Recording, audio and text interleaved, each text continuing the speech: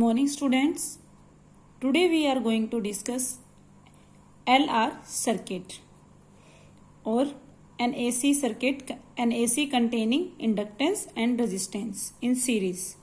तो मान लिया हमारे पास कोई भी रेजिस्टेंस और इंडक्टेंस AC सोर्स से कनेक्टेड है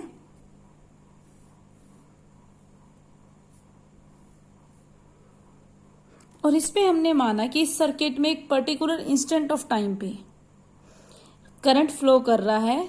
that current is I not sine omega T.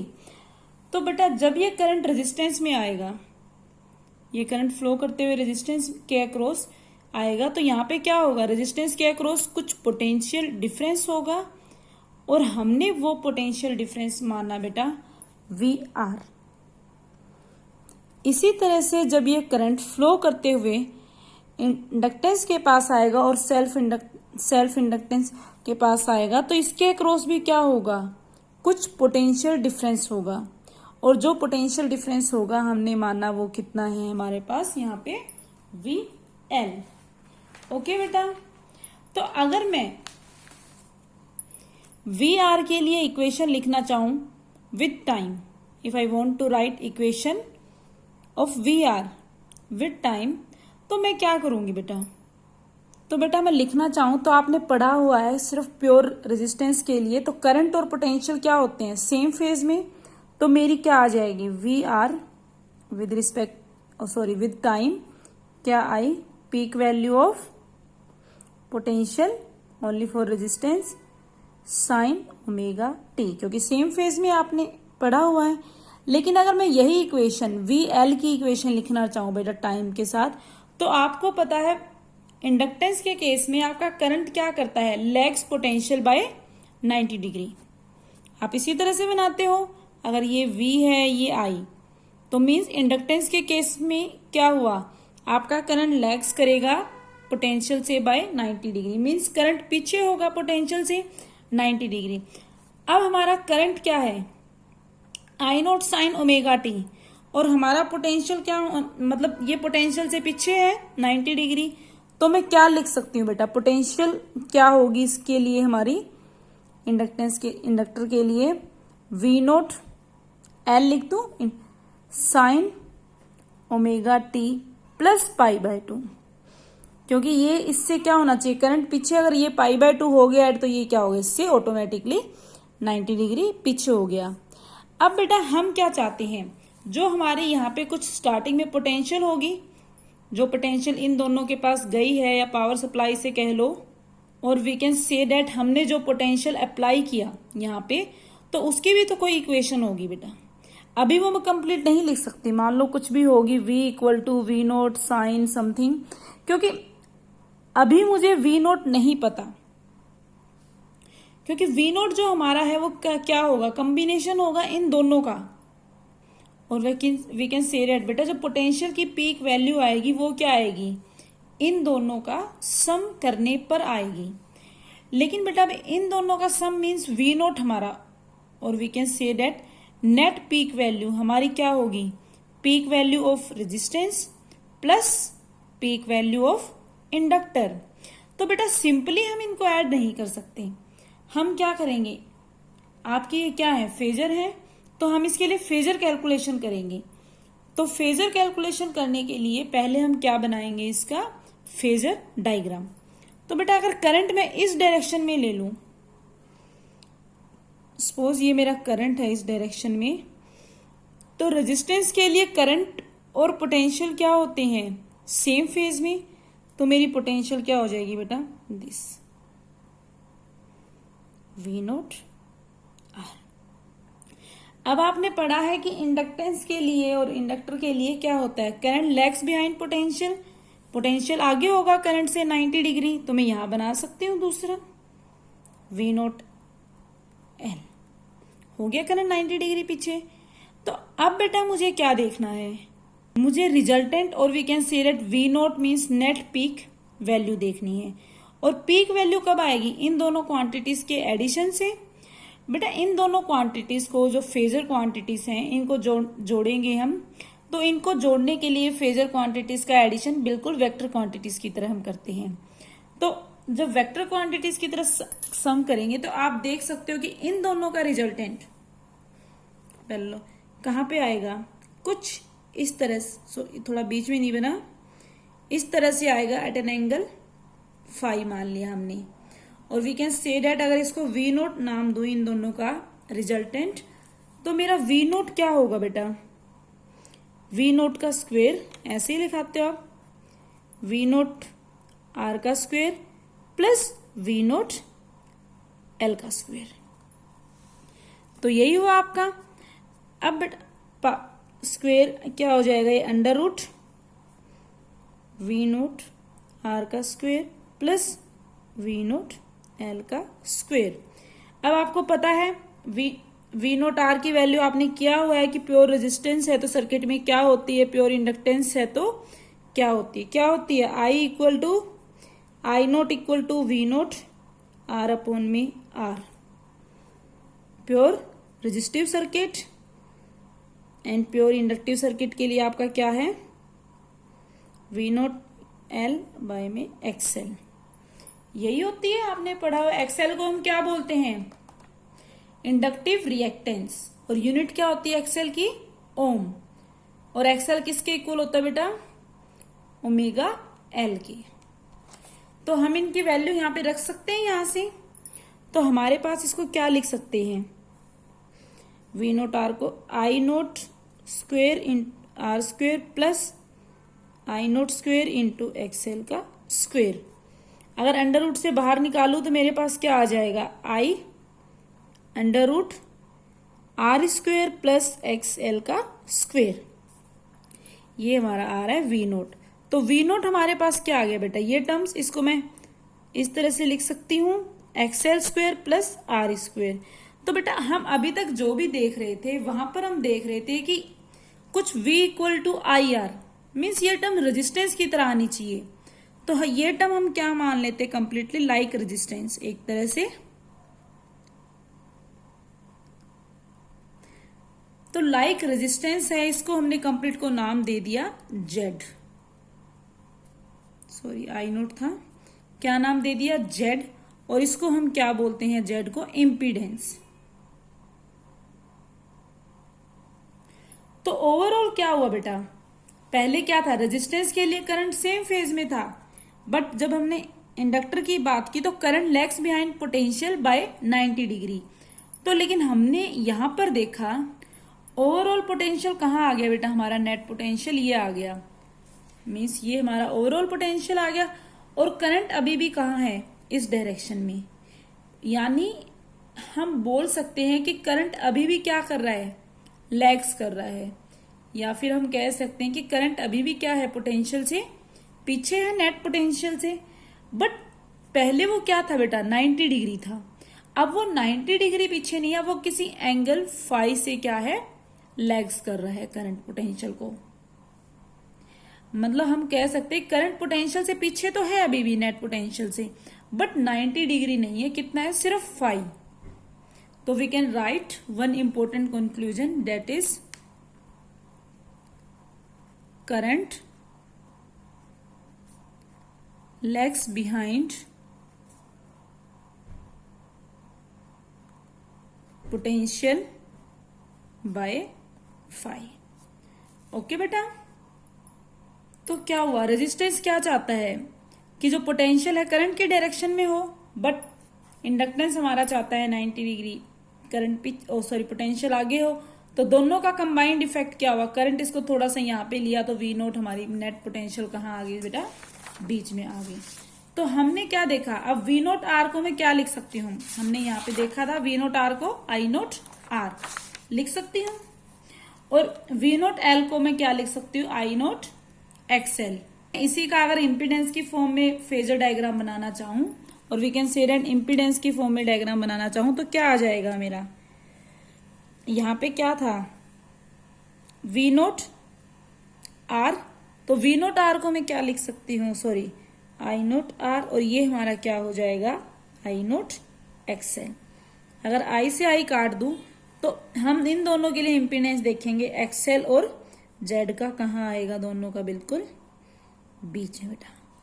और जेड हमारा क्या था, under root X L square plus R square, जिसको हमने क्या बोला था, इम्पीडेंस। अब हमें ये तो पता चल गया कि कितने पे आ रहा है, ये 5 एंगल पे आ रहा है हमारा, बट 5 एंगल पे वहां पे तो हम 90 डिग्री था आराम से बता रहे थे। तो अब हमें ये देखना है कि हमारा जो 5 है इसकी वैल्यू कैसे निकालेंगे।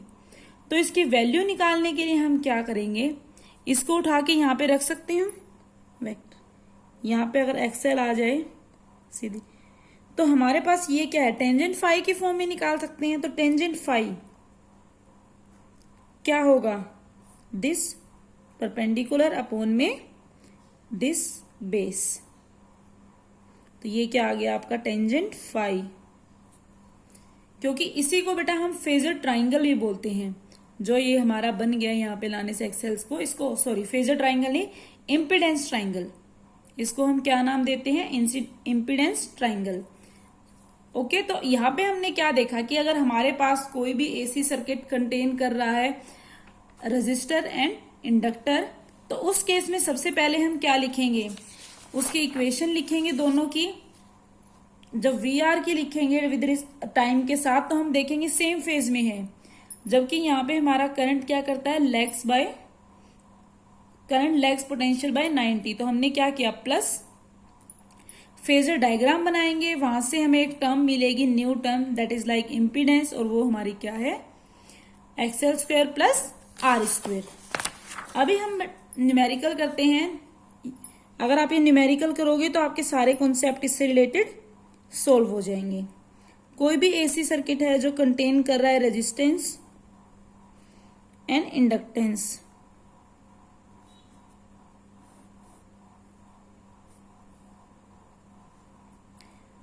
आर की वैल्यू है आपके पास 200 ओम और इंडक्टेंस की 2/पाई हेनरी, और V आपको दी हुई है potential of this source 200 sine 100 pi into T.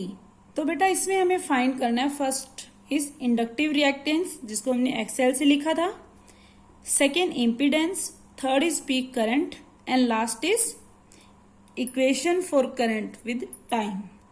तो फर्स्ट अगर हम फाइंड करेंगे एक्सएल इंडक्टिव रिएक्टेंस, आपका किसके इक्वल होता है, ओमेगा एल के, यही होता है। तो ये हमारा क्या है, V naught sine omega T, means ये पूरा हमारा क्या है, ओमेगा 100 पाई। तो मैं ओमेगा की जगह क्या लिखूंगी, 100 पाई, एल क्या है 2/पाई, कैंसिल आउट, तो हमारे पास क्या आ गया 200 ओम इंडक्टिव रिएक्टेंस। अब हमें इम्पीडेंस देखना है, तो इम्पीडेंस हमने अभी देखा था क्या होता है, अंडर रूट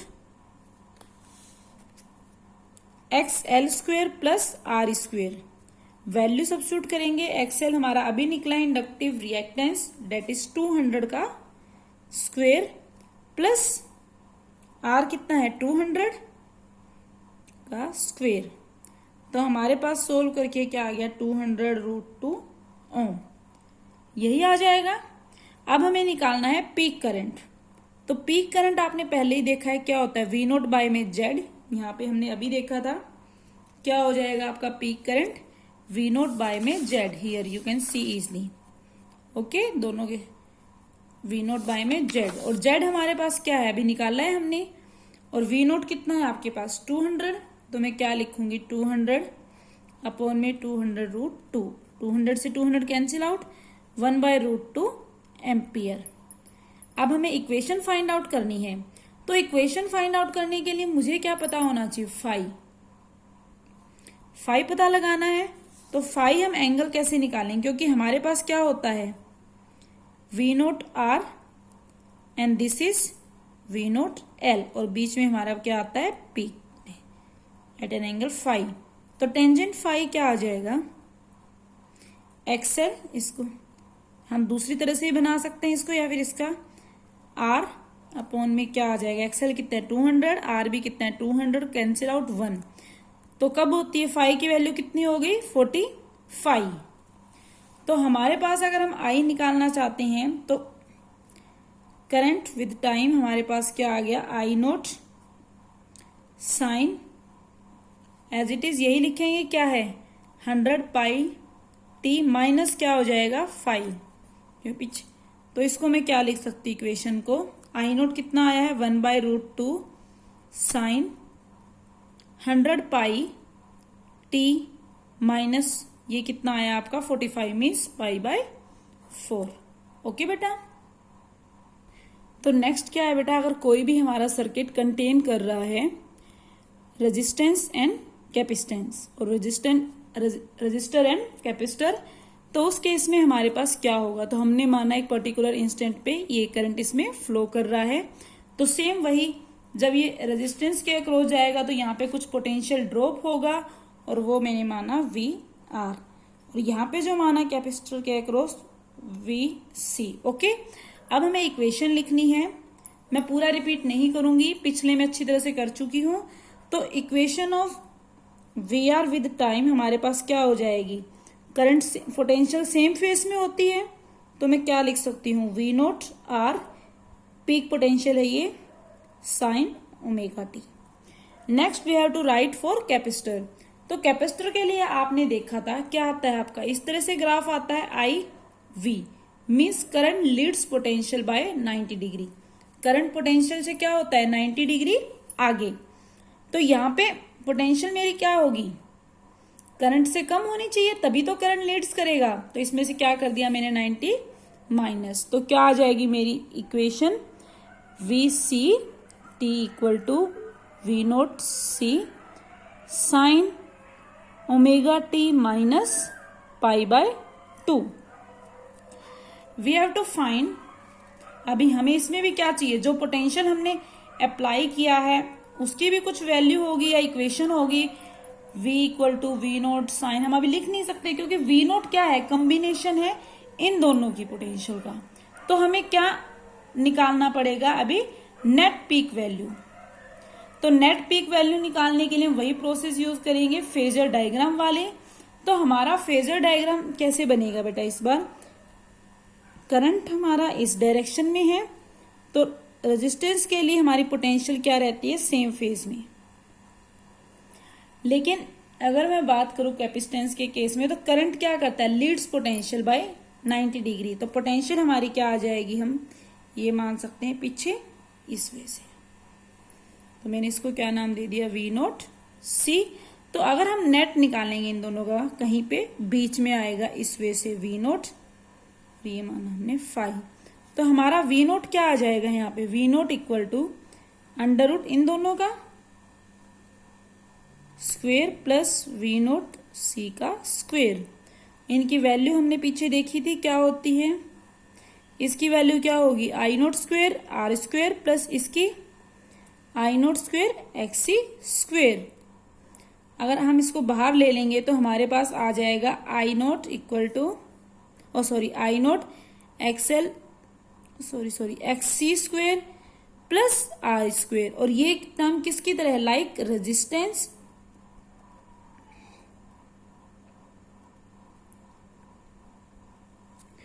और इसको हम क्या बोलते हैं Z, इम्पीडेंस। तो we can write V0 equal to I0 into Z। तो इम्पीडेंस अलग अलग सर्किट का अलग अलग हो सकता है। यहां करंट अभी भी क्या कर रहा है, लीड कर रहा है। अब देख सकते हो करंट अभी भी क्या कर रहा है, लीड कर रहा है, बट फर्क क्या है, पहले करंट 90 डिग्री लीड कर रहा था, बट अभी एट एन एंगल ऑफ 5। अब 90 डिग्री पे नहीं है, अब कितने पे, 5 एंगल पे। तो हमें तो वी कैन राइट, इस केस में क्या है, करंट लीड्स पोटेंशियल बाय 5। अगर इसका मैं इम्पीडेंस के फॉर्म में डायग्राम बनाऊं तो क्या हो जाएगा, ये R, ये हमारा क्या बनेगा XC, और यहां हमारा बीच में क्या आएगा इम्पीडेंस, और ये एंगल 5। तो टेंजेंट 5 हमारा क्या हो जाएगा इस केस में, ये XC यहां आ जाएगा, ये क्या बन जाएगा इम्पीडेंस ट्राइंगल, और यहां से हम लिख सकते हैं क्या होगा परपेंडिकुलर अपॉन में बेस R, ये हमारा हो गया। तो in this way we can find equation हमारी क्या होगी इम्पीडेंस की। तो हमने क्या देखा, जब सर्किट में रेजिस्टेंस और इंडक्टेंस थे तो क्या था, current lags behind potential by 5, और जबकि हमारे पास कैपेसिटेंस और रेजिस्टेंस थे तो क्या था, current Leeds potential by 5। Okay student, that's all for today.